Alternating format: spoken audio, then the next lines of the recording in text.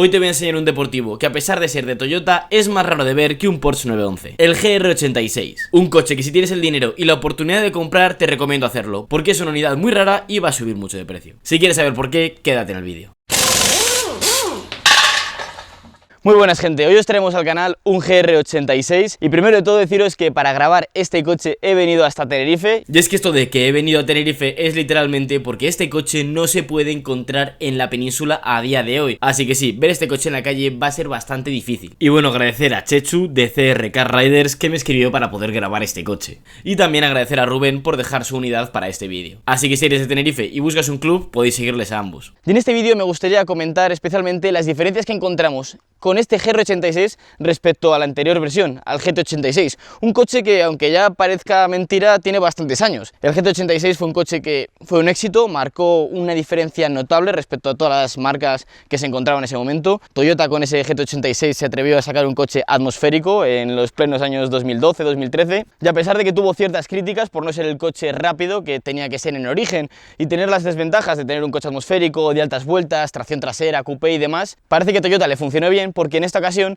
ha sacado la versión renovada, el GR86. Y bueno, para empezar os voy a comentar que este coche, a diferencia del GT86, va a ser un coche mucho más exclusivo y que se va a cotizar más que el GT86. ¿Y esto por qué? ¿Porque es mejor coche? ¿Por qué? No es por eso, sino por el número de unidades que podemos comprar de estos GR86. Y es que, a diferencia del GT86, la anterior versión, este coche es una edición limitada y el número de unidades que se podían comprar, por lo consecuente, está limitado, hasta el punto de que, como anécdota, os voy a decir que cuando salió la compra de estos coches en Reino Unido, se vendió todo el stock en tan solo 90 minutos. Y bueno, para que os hagáis la idea de lo raro que es ver este tipo de coches, os tengo que decir que ahora mismo en Canarias rodando habrá como 3, 4, 7 lo máximo, y si no me equivoco en la península pues habrá ninguno o alguno que esté suelto, pero este coche en sí es bastante difícil de verlo en España. Ahora bien, dicho esto, vamos a comentar un poquito las diferencias respecto al anterior GT86, y vamos a empezar con la parte frontal.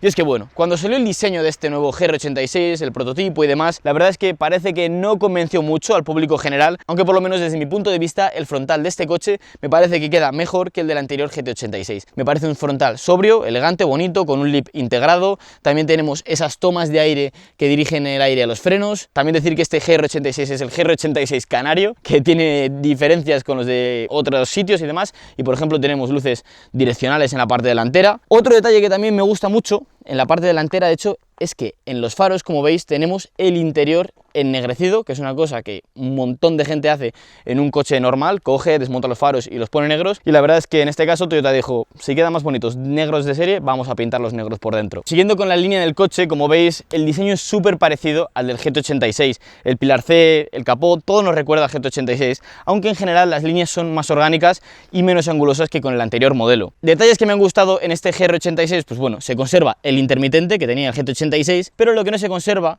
es la aleta lisa. En esta ocasión tenemos, como veis, una salida de aire que, por cierto, para la gente que le interese, esta salida de aire es funcional, no como en casi todos los coches donde encontramos unas branquias falsas. Ya os voy a hablar sobre las llantas, los neumáticos y los frenos, y es que aquí también os voy a comentar los diferentes equipamientos que encontramos con este GR86. Y es que en sí os tengo que decir que todos los GR86 vienen muy bien equipados, porque en todos encontramos el diferencial autoblocante tipo Torsen y montones de extras en los interiores. Y es que en sí, cuando compramos este coche tenemos tres paquetes disponibles: el normal, que simplemente nos trae unas llantas en 17 pulgadas, unos neumáticos de hacer consumos de 4 climas que la verdad desmerecen un montón al coche, cosa que ya le pasaba al GT86, que era un coche que solo se podía comprar con los neumáticos más cutres y de hacer consumos, no eran neumáticos nada deportivos. Pero aparte de eso también tenemos otros dos paquetes: el paquete Touring, que nos trae unas llantas en 18 pulgadas, que son las que tenemos aquí, y unos neumáticos Michelin Pilot Sport. Ya por fin tenemos unos neumáticos decentes en este coche. Y también tenemos el paquete Circuit Pack, que nos trae unas llantas en 18 pulgadas, pero que en esta ocasión son de la marca Braid, forjadas, unas llantas de alta calidad, fabricadas en Japón, más ligeras que las que tenemos aquí. Aparte de eso nos trae otros neumáticos de Michelin todavía más deportivos, y una frenada AP Racing de 6 pistones en el eje delantero, con latiguillos metálicos y con unas pastillas mejoradas. Así que, a modo de conclusión, entre la versión más sencilla y la versión Circuit Pack, los cambios tan solo están en las ruedas, los neumáticos y los frenos. ¿Y esto qué significa? Que aunque compremos la versión menos equipada, conseguir lo que tiene la versión más equipada es bastante fácil y lo podemos hacer nosotros mismos en nuestro taller: cambiar llantas, frenos y neumáticos. Siguiendo con el lateral del coche, como veis tenemos una talonera súper chula, completamente integrada con la línea del coche. Tenemos el detalle del espejo, que está en color negro a diferencia del resto del coche, que está completamente en rojo. Y ya metiéndonos con la parte trasera, ¿qué tenemos que decir? Tenemos unas aletas ligeramente ensanchadas que le dan algo de volumen al coche, y como es normal en casi todos los coches de ahora, tenemos la típica pestañita para poder homologar el ancho de vías. Comparándolo con el anterior GT86, hay cosas que me gustan más y cosas que me gustan menos. Por ejemplo, sí que me gustaba bastante el detallín del GT86 de tener la luz trasera de la antiniebla con esa forma triangular imitando la Fórmula 1, y en este caso tenemos una luz más sobria, pero de verdad que no desdice. Y lo que sí que puedo comentar es que la trasera en general de este coche me gusta más que la del GT86, principalmente debido a los faros. Y es que con el GT86 teníamos unos faros muy claros, tipo Lexus, y la verdad recordaba un poco a coche tuning. Y en esta ocasión tenemos unos faros más sobrios, además tenemos toda esa banda que une el faro derecho con el izquierdo, que es lo que a día de hoy se lleva viendo el mercado que hay. Y como detalle decir que en esta unidad en concreto no tenemos ningún tipo de alerón, el alerón más básico que podemos encontrar es este que hay aquí, aunque podríamos encontrar otros extras con alerones un poquito más altos, tipo TRD, Ducktail y demás. De todos modos, la verdad es que este coche sin alerón tiene una línea muy sobria y muy elegante. Y ya comentado la estética, vamos a meternos con el motor de este coche. Y de hecho, antes de hablar del motor, os quiero hablar del vano del propio motor. Y es que aparte de que en esta unidad tenemos un vano de motor súper limpio, como estáis viendo, dado que el coche está completamente nuevo, tenemos bastantes peculiaridades que diferencian a este coche respecto a un coche normal. Entre ellas, ¿cuáles son? Pues bueno, sin ir más lejos, las barras de torretas, tanto rígidas al chasis. Otro detalle a comentar que es interesante en estos coches es que, como veis, tenemos cortes y tenemos el guardabarros expuesto, no tenemos metal. Y bueno, esto Toyota no lo ha hecho para abaratar, sino que lo ha hecho para mejorar las prestaciones, dado que de esta forma, eliminando metal en el eje delantero, se mejora la distribución de pesos, se hace que el coche sea menos morrón, que trabaje mejor, pequeños matices que al final marcan la diferencia respecto a otro tipo de coches que podemos comprar ahora. Aunque ahora bien, lo más importante a comentar es el tema del motor, y es que con este nuevo GR86 encontramos un motor mejorado respecto al anterior GT86. El anterior GT86 traía un 2000 y en esta ocasión tenemos un 2400, es decir, se ha hecho un pequeño stroker en el motor. ¿Para qué? Pues principalmente para solventar el anterior problema que encontramos con el GT86, y es que se le acusaba de ser un coche con muy poco par en bajas, es decir, un coche que no era elástico, un coche que solo funcionaba bien en altas y que además de ello daba 200 caballos en papeles, pero reales no eran 200 caballos. Teóricamente con este coche Toyota ha intentado mantener esa esencia de coche atmosférico, dado que bueno, mucha gente pidió que este coche fuese con turbo, pero al final Toyota ha seguido fiel a sus principios y ha sacado el coche de aspiración natural. Y teóricamente Toyota y Subaru con este nuevo motor Boxer ha solventado los problemas de poco par, de coche poco elástico y manteniendo la esencia atmosférica. Ahora bien, no sé si funcionará bien, esto lo veremos en la parte de la conducción. Y bueno, antes de meterme con el interior y demás, otro detalle a comentar es que este motor es un motor Boxer. ¿Qué significa esto? Que en vez de tener 4 cilindros en línea, como en un coche más normal, tenemos 4 cilindros opuestos, 2 cilindros aquí y 2 cilindros aquí. Esto tiene sus ventajas y sus inconvenientes. Por ejemplo, alguna ventaja es que el centro de gravedad de este coche es mejor que con un 4 cilindros, pero también tenemos algún inconveniente, como por ejemplo el tema de los mantenimientos. Y es que al ser un motor tan ancho y con las culatas en los laterales, tenemos dificultades al cambiar las bujías, hasta el punto de que con este coche, algo tan sencillo como cambiar las bujías puede ser algo difícil, dado que si no me equivoco con estos coches tenemos que bajar el motor para cambiar las bujías. Al fin y al cabo, el tener un coche deportivo que nos mejora el centro de gravedad y el balanceo del coche tiene sus inconvenientes. Al fin y al cabo, tener un motor Boxer es algo muy distintivo de Subaru y que se hizo ya con el GT86. Tiene sus ventajas, también tiene sus inconvenientes. En general, al tener un motor Boxer, los mantenimientos son más difíciles. Hacer la distribución, pues tenemos una correa de distribución enorme que va de una culata a otra. Son los precios a pagar de tener un coche con un mejor centro de gravedad que un 4 cilindros normal en este caso. Y ya comentado esto, vamos con el interior del coche.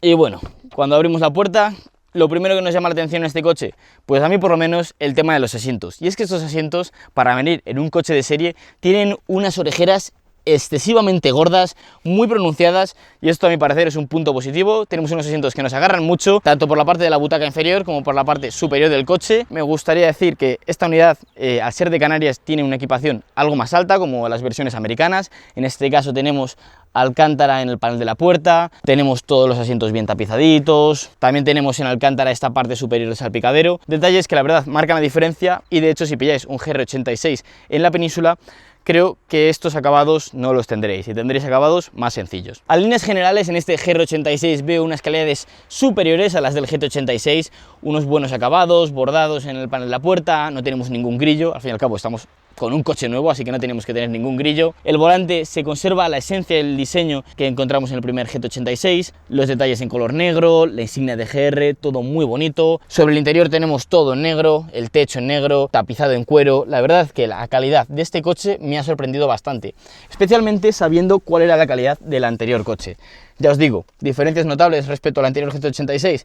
El tema de la radio, no deja de ser una radio sencilla, al fin y al cabo estamos hablando de Toyota, pero desde luego en esta ocasión vemos una radio mucho mejor integrada y más sobria que con el GT86, que parecía que la habían puesto un poco como un pegote. Y también en el salpicadero tenemos una guantera mejor camuflada, con un diseño más bonito, etcétera. Y nos han quitado este plástico rígido que teníamos en el GT86, que daba una sensación de coche de gama baja. Así que bueno, en ese sentido, el interior del GR86 me ha gustado bastante. Tenemos los botones aquí abajo para cambiar los modos de tracción, quitar el control de tracción, el aire, todo con un acabado como si fuese de aluminio, y la verdad es que bastante bien. La pantalla es táctil, tenemos aquí abajo unas ruletas con un buen tacto, y los pedales, por si os lo preguntáis, son casi idénticos, si no los mismos que los que traía el GT86. Así que al fin y al cabo es un restyling y una mejora respecto al anterior modelo. Este coche en la parte trasera es un 2 plazas, y es que obligatoriamente solo es para 2. ¿Por qué? Porque bueno, este coche, al ser tan bajito y ser de tracción trasera, para pasar la transmisión del eje delantero al trasero, tenemos aquí una columna de metal, la cual está tapizada. Y bueno, en la parte trasera, hay que decir, los acabados son muy buenos. Tenemos el mismo acabado en alcántara perforado que encontramos en la parte delantera. Los asientos nos permiten tener ISOFIX si tenemos niños. No tenemos los típicos reposacabezas per se, sino que están incrustados en el asiento, dando una estética un poquito más bonita al coche. Y también comentar que en los asientos, como veis, tenemos esa gran hendidura para meter el culo bien abajo, y que incluso las personas que son un poquito más altas no toquen con el techo. La verdad es que para ser un 2+2, las plazas traseras no están nada mal. No es la típica plaza trasera que encontramos en los Audi TT MK1, en las cuales no cabía ni un niño pequeño. Y ya comentado el interior, vamos a probar el coche. Ya estamos al volante del GR86, llevo ya como 15 minutillos probando el coche y demás, y la verdad es que es todo un lujo conducir este tipo de coches. El tacto se siente súper bien, te ves completamente aplomado al coche. Ahora le tengo en modo track, he quitado los controles de tracción y se nota que el coche ya por fin quiere juguetear un poquito más. Se había limitado con los controles de tracción. Lo que a todos nos interesa, ¿qué tal va el motor del GR86? ¿Han solucionado los problemas que tenían con el GT86? Pues sí, la respuesta es que sí.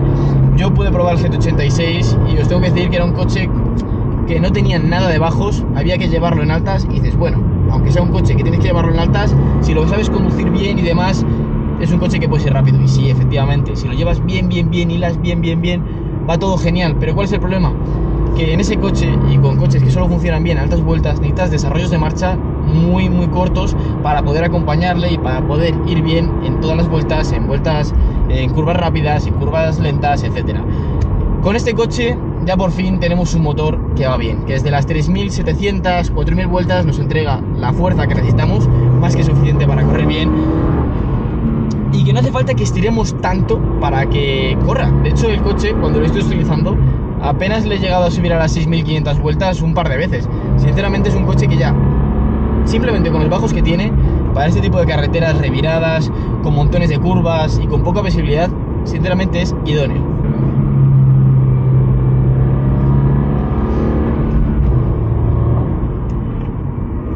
El coche por curva va muy bien, es un coche que además es ideal para aprender a conducir un tracción trasera. No te pega latigazos, no te hace cosas feas. Es un coche noble y sencillo de llevar, yo diría, pero ya os digo, se nota que es un coche rápido, cosa que con el GT86, me acuerdo cuando lo probaba, no lo era. Aunque pueda parecer que 200 caballos en papeles a 236 no hay mucho cambio, sinceramente la diferencia al volante es abismal, y este GR86 me parece mucho más rápido que su predecesor. Es súper divertido, tengo que estar todo el rato concentrado en la carretera, y corre muy bien.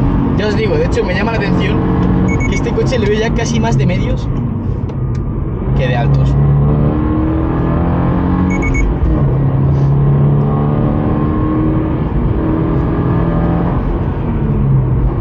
Y bueno, ahora mismo estamos en una subida a unas velocidades más o menos respetables. Acabo de meter sexta, y en sexta el coche se mueve. También podemos hacer consumos con este tipo de coches.